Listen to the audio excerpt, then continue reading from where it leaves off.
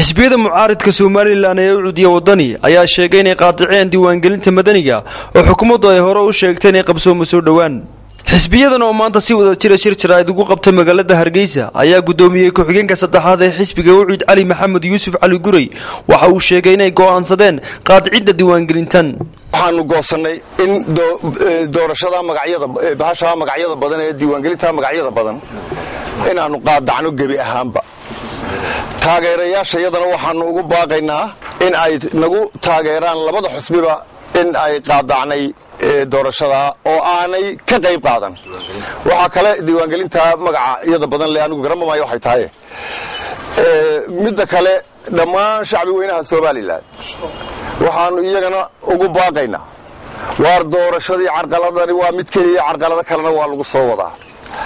haddaydaan u midoobin oo awoodiina isku hortaagin kagana horqaadin wixii carqalada ee doorashooyinka loo dhigayo waa la idin jiiraya. marka gebi ahaanba labadan xisbi ee mucaaridka rasmiyan waxaanu halka sheegaynaa inay qaadaceen doorashada loo bixiyay diiwaangelinta loo bixiyay marna leeyahay ID haddana xeerkana ay ku qoran tahay madanidu. gudoomiye ku-xigeenka koowaad ee xisbiga mucaaridka wadani Axmed Muumin Saad ayaa sharaxay sababaha ay u qaadaceen diiwaangelinta madaniga ah. in labada doorasho ee labada diiwaangelinta madaniga ah iyo diiwaangelinta codbixiyaashu inay iskarab socdaan baanu ku heshiinay waana wada sayaanay inaguna marag badno haydeen.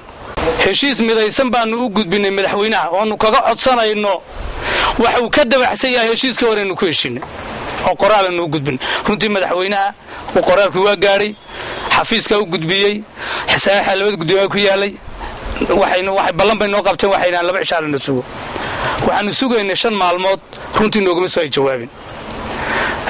markaanu aragnay ballamihii beenta ahaa faraha badnaa markaanu aragnay heshiisyadii hore xukuumadda wada galnay iyo tii caalamku nala ogaayay kumishku nala ogaayay inay wada baal mareen labadayada xisbi mucaarad waxaanu maanta isla garanay oo heshiis midaysan ku nahay inaanu qaadacday diiwaangelinta madaniga ee ay xukuumaddu baal martay sharciga saddex xisbi qaran iyo komishiga deeq-bixiyaasha iyo dawladdu heshiiska markay ka baxeen waanu qaadacnay.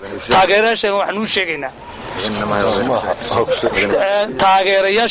u sheegaynaa iyo reer Somalilandba in arrinkaasi yahay arrin lagu dabrayo doorashada.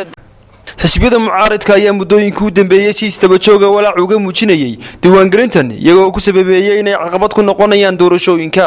Khalid Xabsi, Galsan TV, Hargeysa.